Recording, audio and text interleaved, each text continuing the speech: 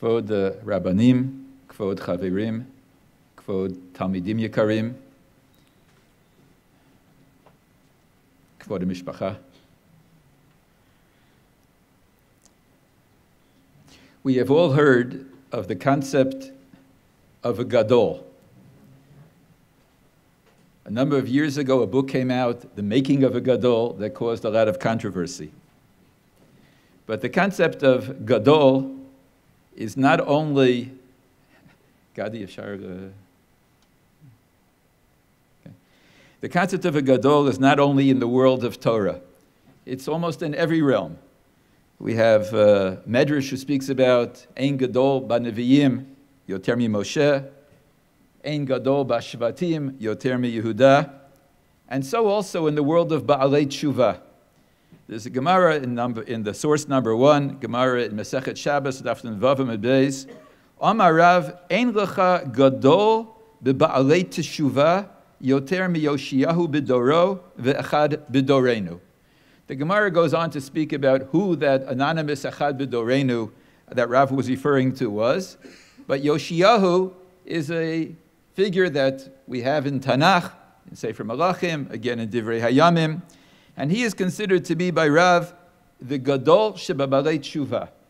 It's well known in this Gemara that there is a disagreement over this between Rav and Shmuel, but we usually have a rule that except in the world of Mamonot, we go according to Rav, and being a Baal Tshuva doesn't have relevance to the world of Mamonot, but also it's Pshuto Shel Mikra. If you look in source number 2, the Pasuk says, V'kamohu lo haya lefanav melech, asher shav el Hashem, b'chol levavo, u'v'chol nafsho, u'v'chol ma'odo, k'chol tarat Moshe, v'acharav lo kam kamohu.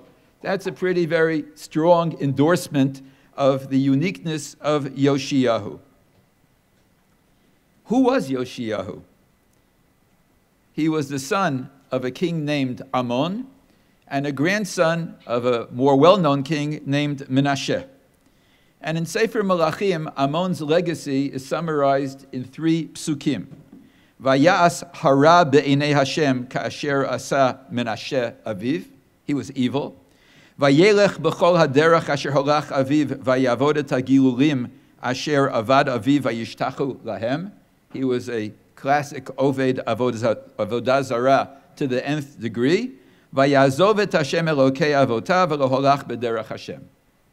This was the environment in which Yoshiyahu grew up, in the house of Amon, the grandson of Menashe. Amon was assassinated, and Yoshiyahu was coronated as a child king at the age of 8. When he was 18 years old, this is after being king for 10 years, he decided to give a facelift to the Beit HaMikdash. Now, again, from the background he was coming from, the Beit HaMikdash was not necessarily a place of Avodas Hashem. This was not religiously motivated by Yoshiyahu. It was a national shrine. And as we'll see later, it contained the Mizbachot of his grandfather Menashe in the courtyards. It had a Mizbeach of his great-great-grandfather Achaz on the roof.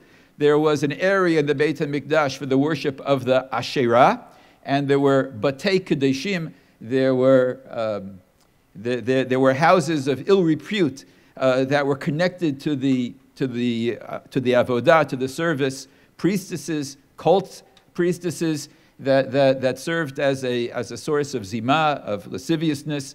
Within all of this within the Beit HaMikdash, there was another area for the Baal, but it was a national shrine. It was something that Yehuda and the king of Yehuda, Yoshiyahu, had to be proud of in terms of its variety.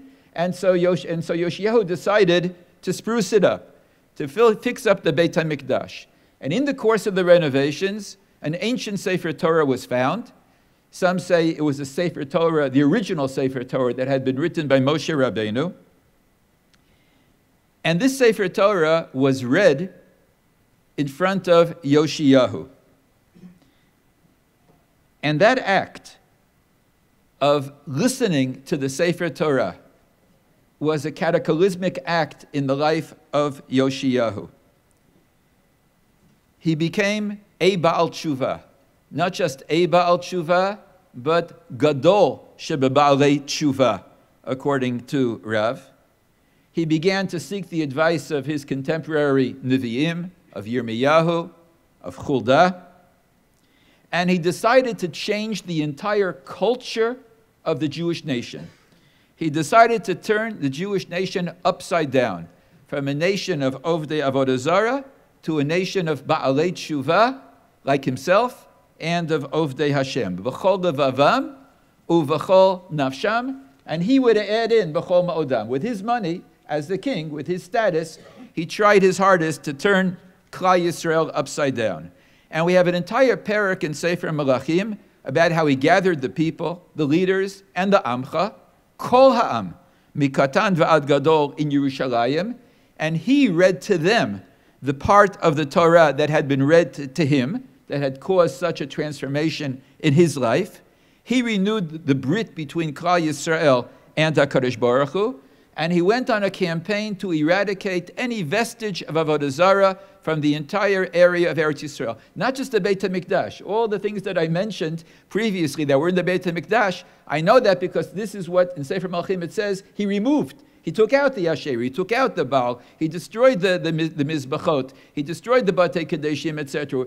Then he moved to Yerushalayim, destroyed all Avodah Zarah in Yerushalayim, Gei Ben Hinnom, etc., moved to all of the area of Yehuda, and even the area that had been occupied by the Aseret HaShvatim before they went into exile, and he destroyed everything, even the Mizbeach that existed for generations, from the time of Yeravam ben Nevat in Beit El, even that he destroyed. And he burnt the bones of all of the Kohanei HaBaal. And then, after he destroyed everything, and this is all in that year, when he was 18 years old, like many of you are 18 years old, age of a Torah Traga student. So then he created a project, very similar, maybe this was the core of the idea of Rabbi Warren Goldstein in South Africa.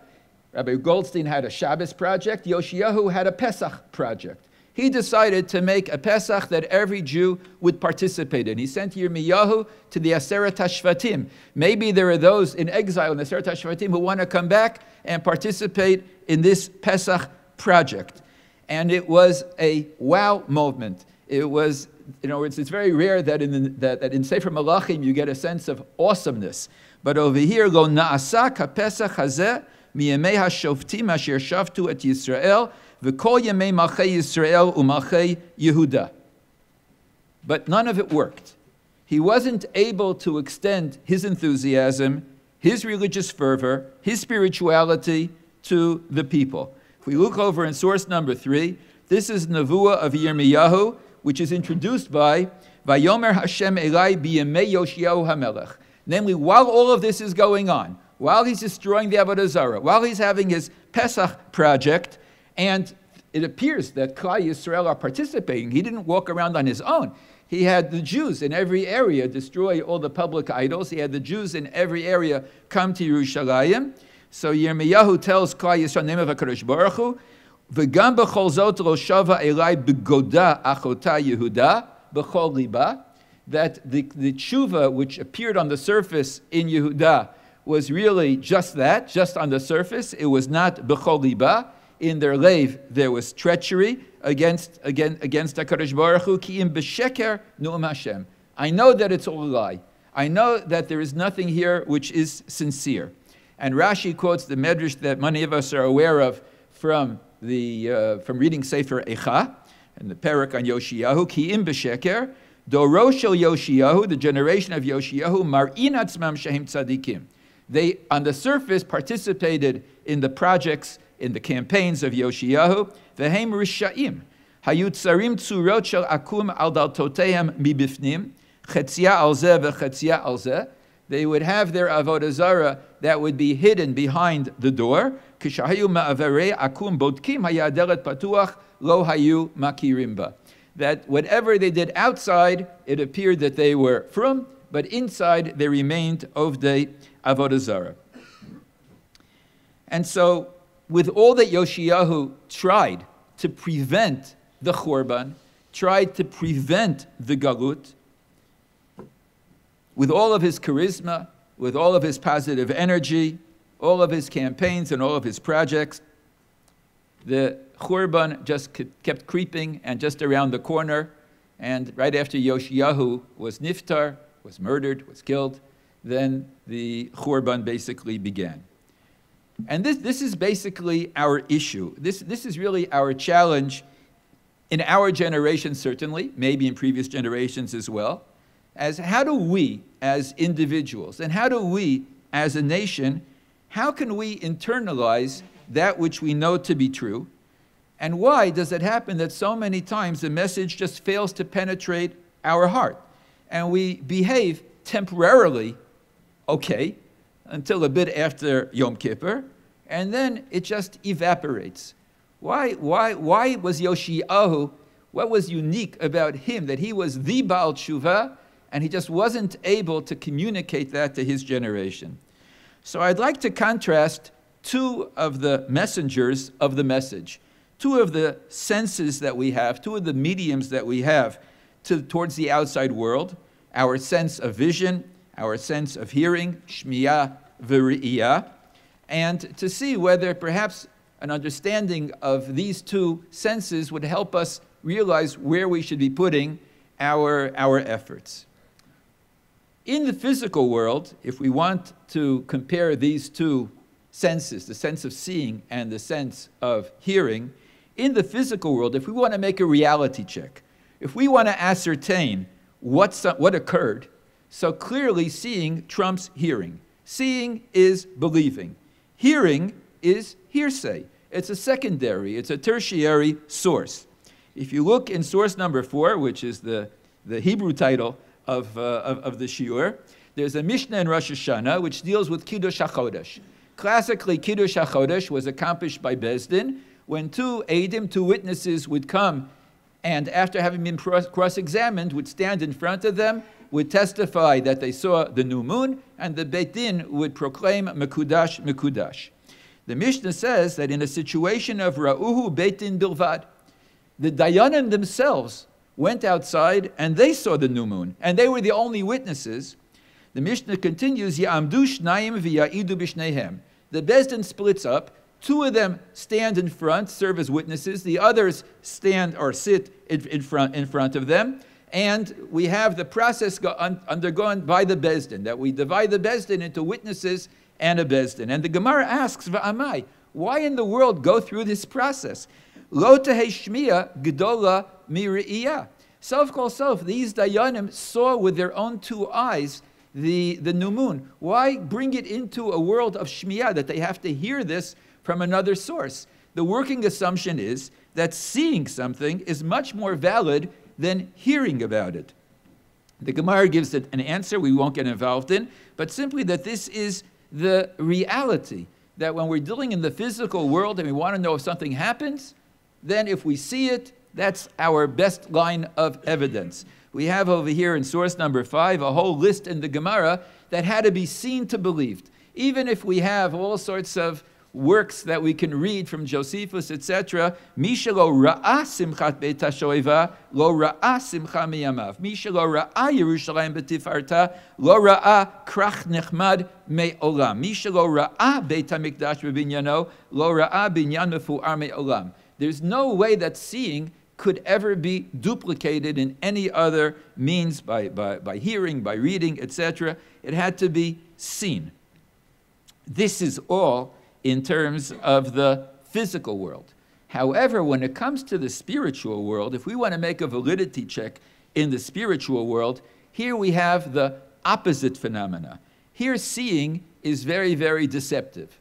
If I can bring you back to my past in the early 60s, that's 1960s, in the early 60s when I was in high school, so at that time the Russians sent a cosmonaut up into space in a craft called a Sputnik. And Yuri Gagarin was the first human being to exit the atmosphere and to enter into space. And when he returned, he called a press conference.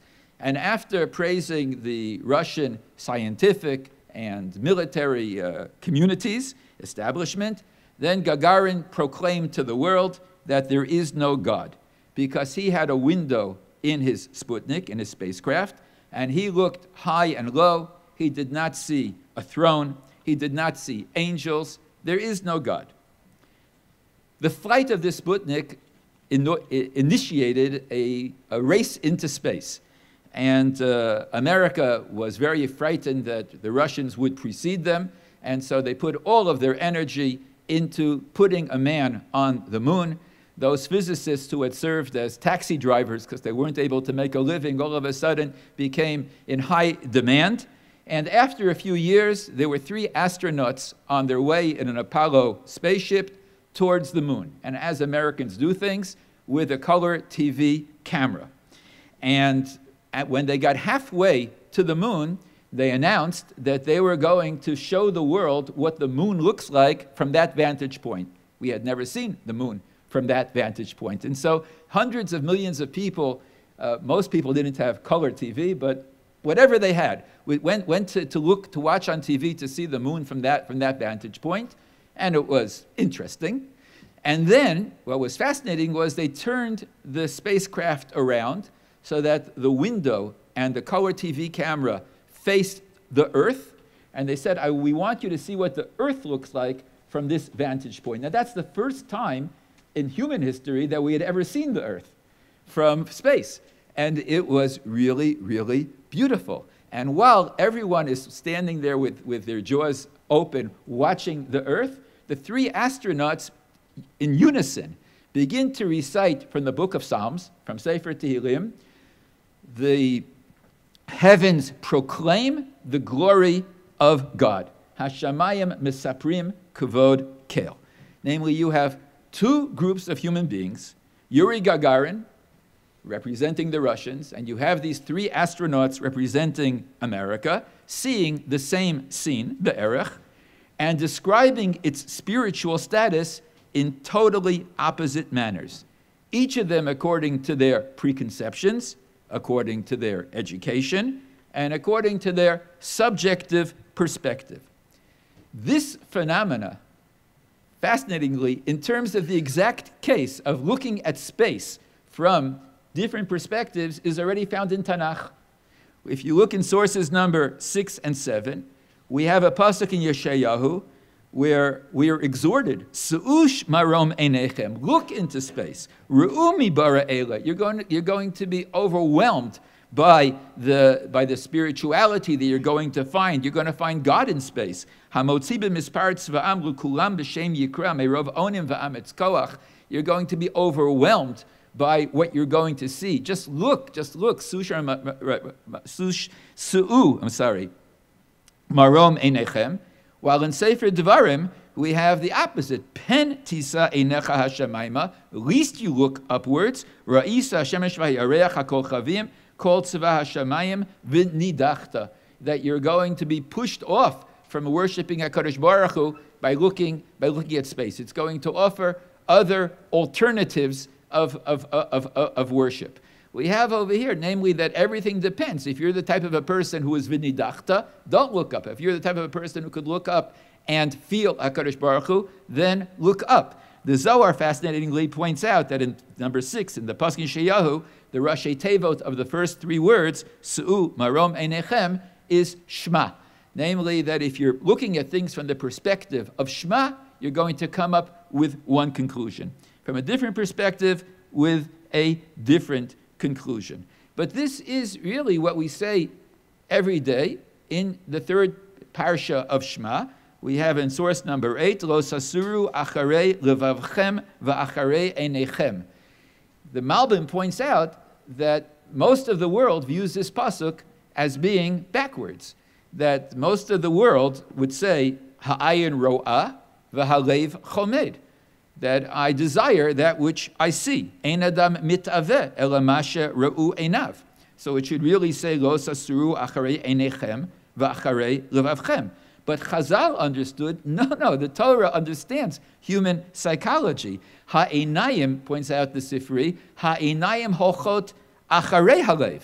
That first the person has the perspective, first he decides, first he defines where he's coming from, And then that determines what he is going to see, how he is going to see it. Lo sasuru acharei levavachem va'acharei einechem. The prime example of this deception of seeing in the spiritual world is, of course, the Meraglim, where you have 12 Meraglim going to see the exact same physical reality, and 2 of them see one spiritual reality, and 10 of them see a different spiritual reality. To Yoshua and Kalev Tova ha'aretz ma'od ma'od, to the other Meraglim, Eretz ochelet yoshvehahi. And Chazal point out that what the Meraglim did was they switched the order of the alphabet. That in our alphabet we have an ayin that precedes the pei, and v'heim hikdimu pei la'ayin. They took the pei, that which they say, that which they felt, that which was part of their perspective, and saw according to that which they felt. Lo sasur acharei levavachem va'acharei einechem. What was their perspective? That's a machlokes mefarshim. Was their perspective one of fear, and out of fear they saw what they saw? Was their perspective one of comfort, of being in a beis medrash in the midbar, where all their physical needs are being taken care of, and they can sit and learn, and they didn't want to be farmers, they didn't want to be soldiers? Was their perspective one of kavod? They were leaders, and their fear was that when they entered into Eretz Yisrael, there would be new elections, maybe they would be deposed, maybe they would lose their status. Whatever it was, they saw through their perspective. Ikdimu peh la'ayin. But as opposed to the world of seeing, which is so deceptive in the spiritual realm, the world of hearing, that plays the most meaningful medium that we have spiritually. To transmit something faithfully, in depth, is via hearing. Rabbi Dr. Lord Sachs, I have all of his titles. Rabbi Dr. Lord Sachs has a seminal article, which is really, really very special, called The Spirituality of Listening. And he points out that the verb shma, that verb that we have in the Hebrew language, cannot be translated. It's untranslatable into English because there are simply too many meanings: to hear, to listen, to pay attention, to understand, to internalize, to respond, to obey. In the area of spirituality in which seeing is handicapped, here, hearing takes the front row. Shlomo Karbach once pointed out that the definition of a Jew is a shomeya, a hearer. Shema Yisrael. If you want to know who a Jew is, to the degree that he hears, that's the degree to whom he is a Jew. Now, in Western society, which is built on science and which is built on observation of the physical universe, in which seeing is believing, we have a fascinating metaphor. If I understand something, I say, I see. I see. But in our world of spiritual reality, if I understand something, our metaphor is, I hear. Ta shma. Shma mina. Ashmaitata. Namely, I'm involved in listening.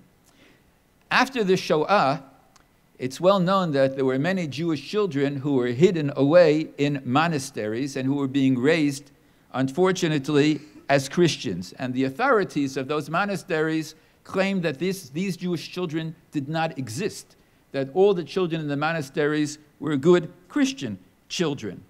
And it's well known that a rabbi, or a number of rabbis, the story is told about a number, either Chief Rabbi Herzog, or Rav Eliezer Silver, or Rav Kahaneman, the Panovich Rav, they would request to go into a monastery and simply shout out 2 words, and then they would leave. The 2 words they would shout out were Shema Yisrael. And if there were Jewish children in that monastery who had not heard that phrase for years, and maybe they had only heard it in a lullaby when they were babies, that hearing of those words, Shema Yisrael, caused them to come forward tearfully and identify themselves as who they really were. This is the koach hashmi'ah. And why is there such a difference between these 2 senses? Why is seeing so illusionary in the spiritual realm, and why is hearing so meaningful? So Rabbi Sachs takes the approach that the difference is in terms of how we approach these two senses. In order to see something properly, like a photographer, you have to detach yourself from the object that you are taking a picture of. There has to be a sense of your being able to see it in its entirety, without any subjectivity. Masha'en kain, in the world of hearing, in the world of listening, that allows for a relationship. It could be a relationship between the speaker and the listener, like Martin Buber's I-thou, as opposed to an I-it. Or I thought you could take it one step further, that if you have 10 people who are seeing something, then you have 10 individuals who see it. Each of them sees it through his own eyes. When you have 10 people who are hearing, like when you're davening in a minyan, and there's a shliach tzibur, and there are 10 people who are hearing, then their hearing unites them. That the Rambam calls tfilat hatzibur. Not tfilah bitzibur, but tfilat hatzibur. The shliach tzibur unites via his speaking and their hearing. They form one community. So the hearing brings together, as opposed to the seeing that's detaching. So in science, detachment is very, very important. In spirituality, everything is in the world of connection. Rav Moshe Shapiro, he should have refuah shlema, refuah hanefesh, refuah haguf. He stressed a different distinction between seeing and hearing. He said that the power of vision is basically an illusion of completeness, that we see all the parts of the object simultaneously. Like we know that in a TV screen, there are hundreds of thousands of pixels, and we process them all simultaneously, and instead of seeing dots, we see what appears to us to be a complete picture. When we learn how to read, so there are different theories. Some of us learned how to read by seeing whole letters and then putting them together. Others of us learned how to read by seeing whole words. We were taught to see a word and then put things together, but we see whole. We see things in whole. When you see things as a whole, the completeness, that sort of puts a cap on our understanding. There's nowhere to go beyond a whole. There's nowhere to go beyond something which is complete. But hearing, by its nature, is an incremental process, namely that we hear sound units successively, one after the other, and then we combine them. We combine them into letters, into sounds, into words, into sentences, into paragraphs. And the sounds have to follow one after the other. If two sounds come simultaneously, trei koli lo mishtame, we can't hear it. And so the moment that it's going incrementally, that lends to a depth, that lends to a continuity. There's always where to go. It's never going to end. It can always continue and continue and continue. And so it leads to a concept of understanding, of complexity. Again, the toshma, the shma mina, the shmaitata. There is a very unintelligible sefer to most people, including myself, that was written by the Nazir, by Rav David Cohen, the father of Rav Shar Yoshev Cohen, Zichrono Livracha, who passed away very recently. He wrote a sefer called Kol HaNevuah, HaHigayon HaIvri HaShim'i, a philosophical treatise in which he wants to create a new philosophy of Jewish spirituality, all based on the centrality of hearing. Higayon HaIvri HaShim'i. So we have then this concept of spiritual hearing.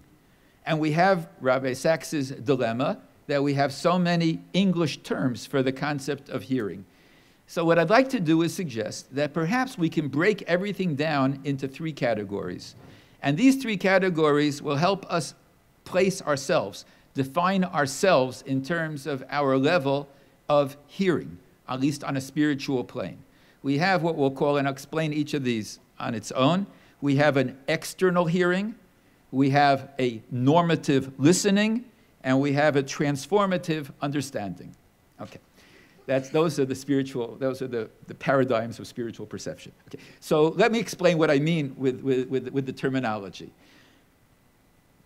Let's return for a moment to Yoshiyahu and his generation. We pointed out that Yoshiyahu heard the Torah being read to him, and the people heard that same Torah being read to them. he was impacted, the people slid off of them. Let's look at the psukim where these two processes are described, numbers 9 and 10.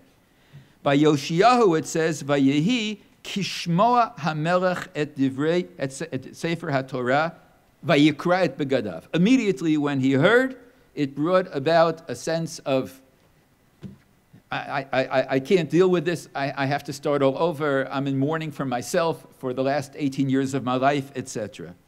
However, in the next parak, when he goes ahead and reads it, Vayal hamelech beit Hashem, kol ish Yehuda, kol yoshvei Yisrael mito, kohanim neviim, kol ha'am lemikaton va'ad gadol, vayikra ba'aznehem et kol divrei hasefer brit hanimtza beit Hashem. Yoshiyahu heard with the verb shama. The nation, hem he'ezinu, they heard as well, but they heard with their ears. Laha'azin is to hear with your ozen, with your ear. Even in English, the word hear is basically an H and then ear.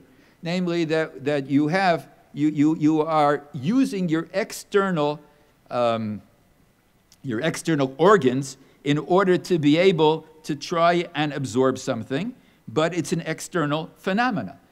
The sound gets to your ear and it stays there. Now, when we're dealing with objects that hear, and we believe that objects hear, ha'azinu hashamayim va'adabeira, or shim'u shamayim va'hazini aretz, what it says in Yeshayahu, is no problem if it goes to the external, because by an object, the external is the internal, and the internal is the external. So there's no problem for the shamayim to be ma'azin, or for the aretz to be ma'azin. However, by a human being, external is not internal. It means that there's no impact on the personality. Yoshiyahu listened, shama. The nation heard, he'ezinu. It was superficial. They may have obeyed, but there was no commitment. So publicly they destroyed the idols. Publicly they kept that first Pesach, but it was all external. Nothing went into them. The same diuk is made also in the Mechilta. In the beginning of Parshas Mishpatim, we have the parsha of Eved Nirtza. You have a Jewish slave who was sold into slavery because he stole. And he worked for the 6 years to pay back that which he stole. And then he wants to remain with his Baal. He wants to remain in the house where he is a slave. He wants to remain with his master. So he has to undergo a ceremony of Ritziat Ha'ozen. His ear is pierced. And the Mechilta asks, why the ear? Why is the ear to blame for this person's having stole, for this person having decided to remain a slave? And so Rashi quotes the language of the Mechilta in number 11. Amar Rav Yochanan ben Zakkai, Ozen zot sheshamal har Sinai lo tignov v'lach v'ganav teiratzah. Im mocher atzmo, Ozen sheshamal har Sinai kili b'nei Yisrael avadim halach v'kana adon la'atzmo teiratzah.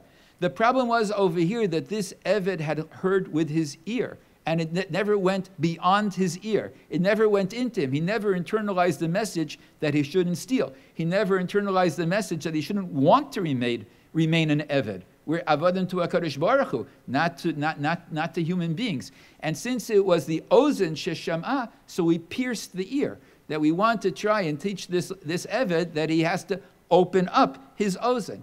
It's not my pshat, but it's said both by the Chedushi Harim and Rav Tzvi Pesach Frank. So we have it both by Hasidim and by Misnagdim. That we have this concept of a ha'azinu, of an external listening. That's A. However, moving over to the world of shmi'ah, to the world of active listening, still we have two more categories. Not only do we have an external hearing, stage one, we have a normative listening, and we have a transformative understanding. And this I will illustrate with a beautiful, beautiful, beautiful Netziv. The Netziv looked at the psukim in Sefer Bereshis. Look together with me at sources number 12 and 13. Source number, in both of them, Sarah has a request of Avraham. In source number 12, Vatomer Sarai el Avram, Hinena atzarani Hashem miledet, I cannot give birth. Bona el shivchasi, take my shivcha, take Hagar as a pilegesh. Ulai ibaneh mimena, maybe we will have a child in a surrogate manner from her. Vayishma Avram likol Sarai. And Avram listened. Moving farther in Sefer Bereshit, after Yishmael is already born and he's part of the family, Vatomer la'Avram, in source number 13, Vatomer la'Avraham, Garesha ha'ama hazot v'et bena, ki lo yirash ben ha'ama hazot im beni im Yitzchak. Vayomer ha'elokim el Avraham, al yirab be'einecha l'nar v'l'masecha, kol asher tomar elecha Sarah, shma bikola, ki b'Yitzchak yikarei l'chazara. That when Avraham listens to Sarai in terms of Hagar, it says that Vayishma likol Sarai. When Avraham is told by Hashem to listen to Sarah in terms of sending off Yishmael, it's Shma bikola. We have a lamed and we have a bet. Points out the Netziv, these are two worlds. These are two worlds. We have a world of lishmoa likol. That means to obey, to take someone's advice, to listen to. Take a pilegesh. That's normative thinking, to behave in a certain manner.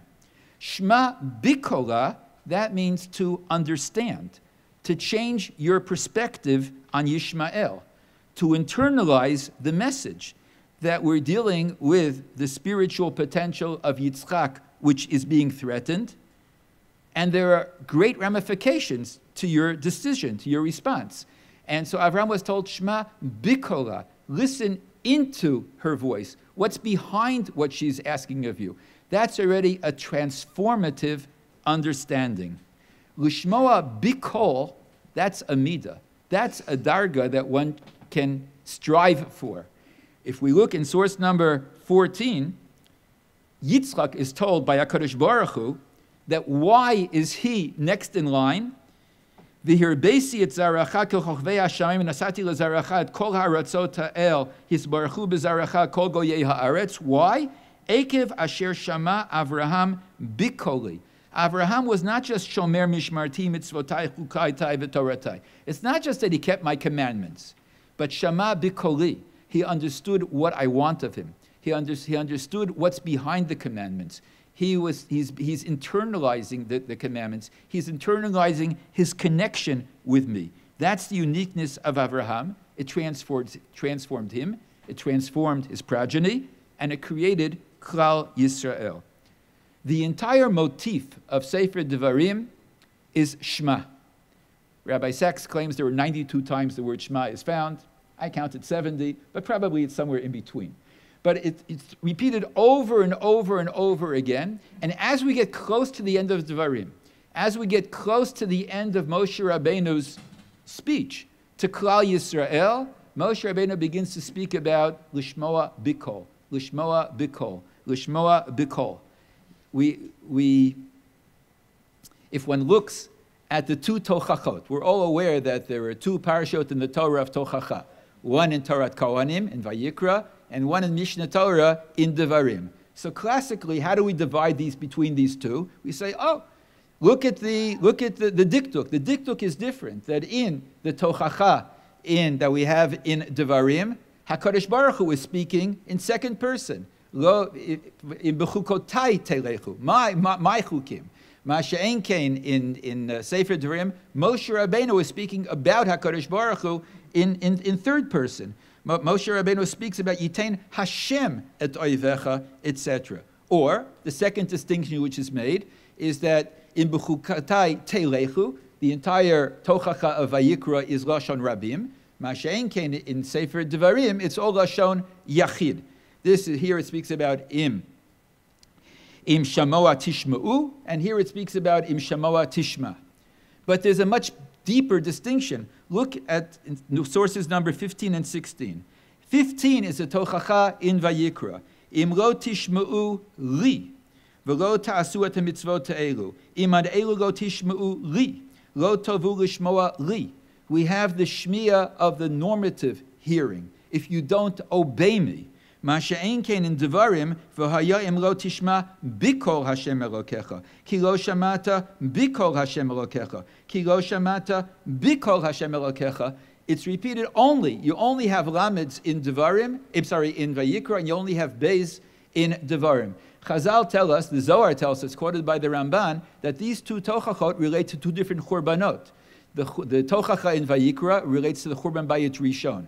Tochacha in Devarim relates to Churban Bayit Sheni. We're dealing with two different worlds. Churban Bayit Rishon, Avodah Zarah, Gilui Arayot, Shvichut Damim, Lo Shamatem Likoli. You didn't obey me. You didn't keep my commandments. Bayit Sheni, kept mitzvos. Bayit Sheni, learned Torah. Tkufa the Tanoim is Bayit Sheni. But Lo Shamatem Bikoli, Sinat Chinam, Bavur Haya B'yadam Limchot V'lo Michu, Lo Shamatem Bikoli. HaKadosh Baruch Hu has expectations.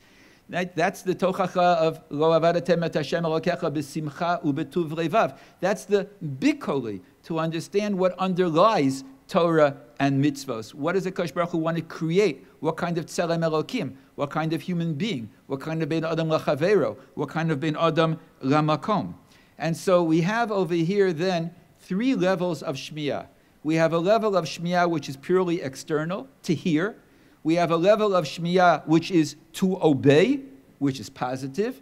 And we have a level of shmiyah which is going to bring us to where HaKadosh Baruch Hu wants to get us to, which is the transformative understanding. The shmiyah of Avraham Avinu, the shmiyah of Bikoli.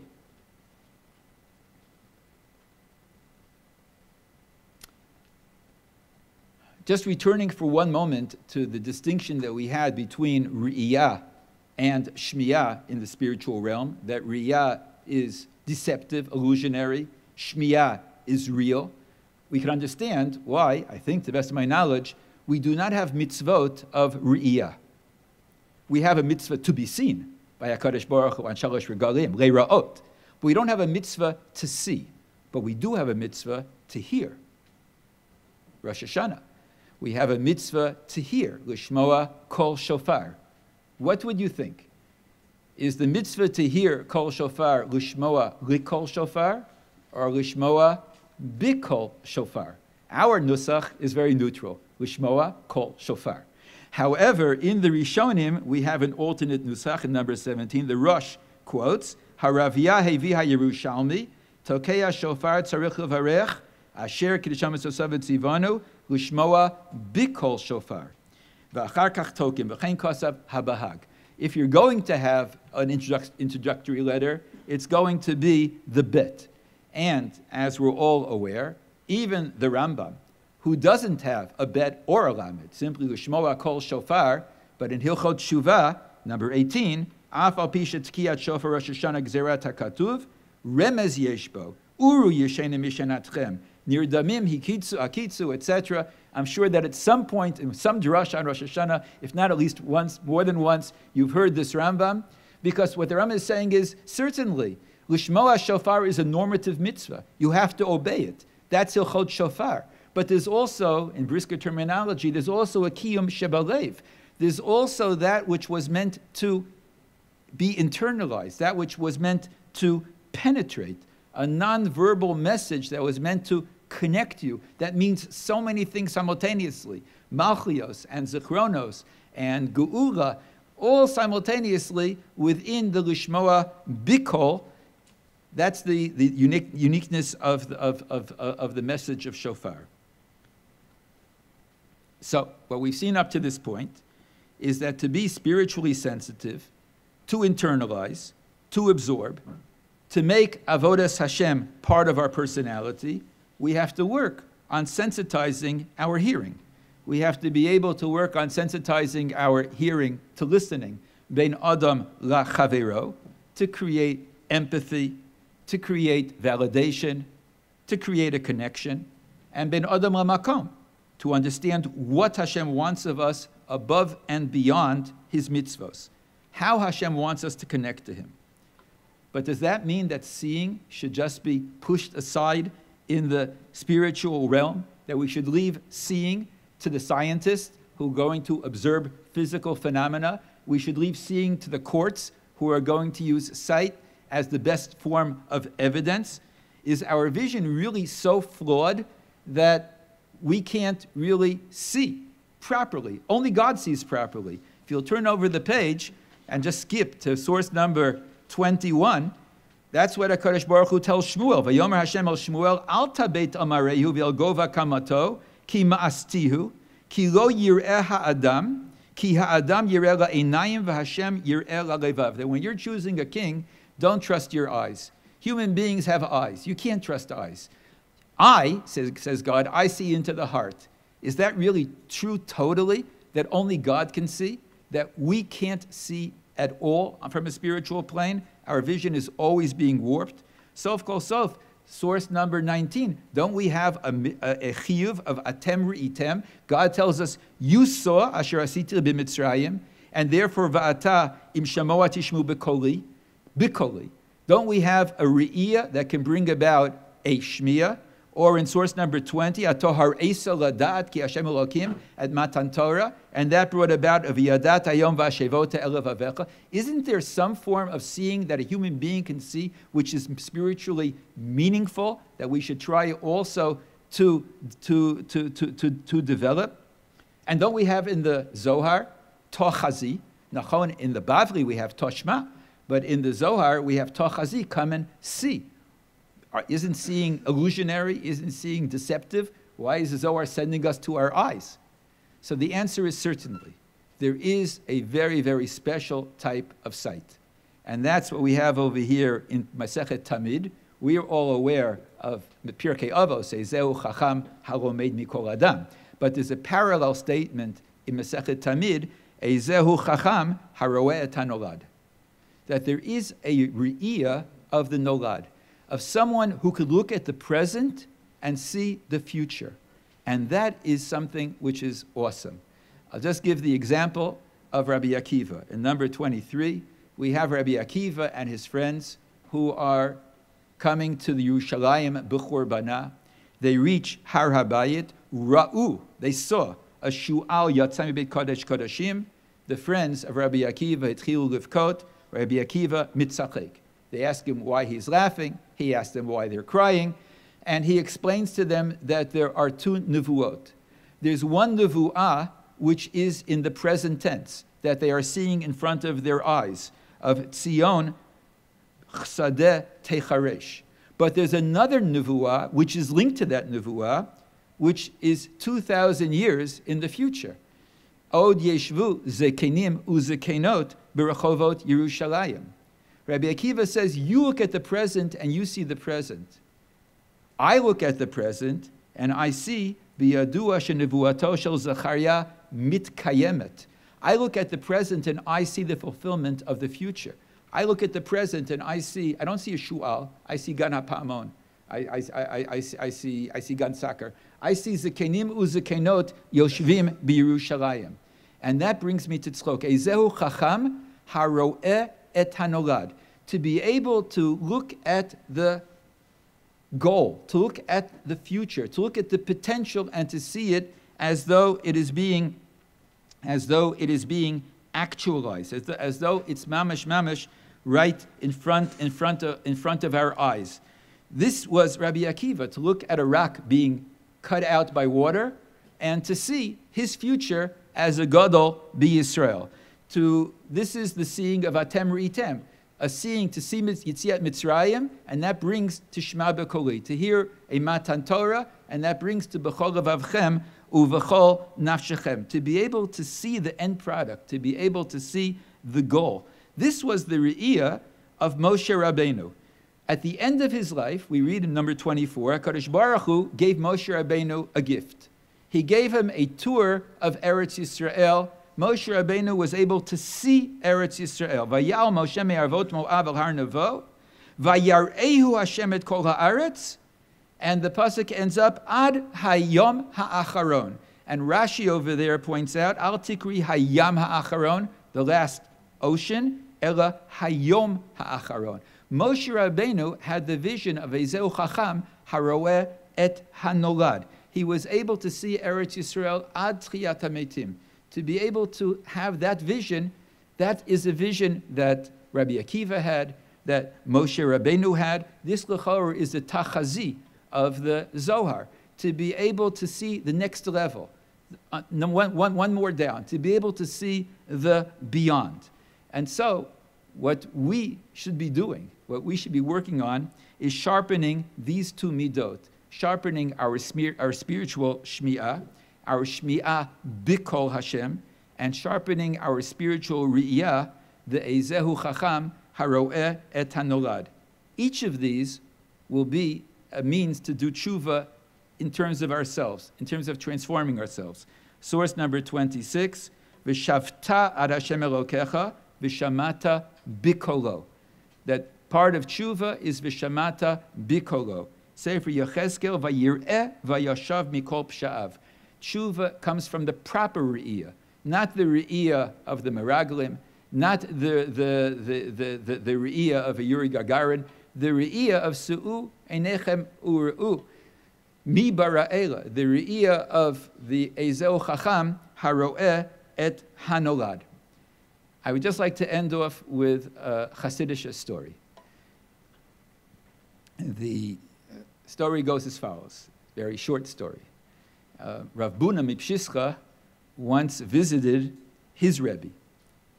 His Rebbe was the Yehudi HaKadosh.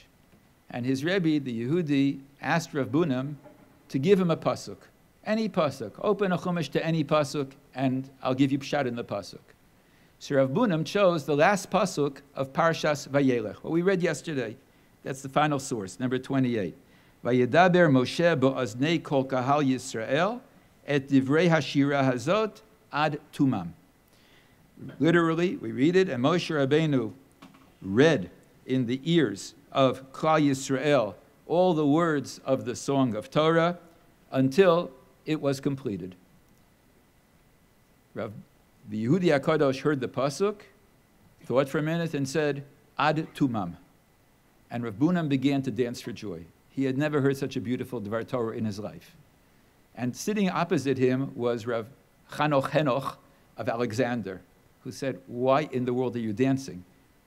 All he did was repeat the last two words of the pasuk. What was said over here? What happened? And Rav Bunam said, you're smart. You tell me. You tell me what the Yehudi meant.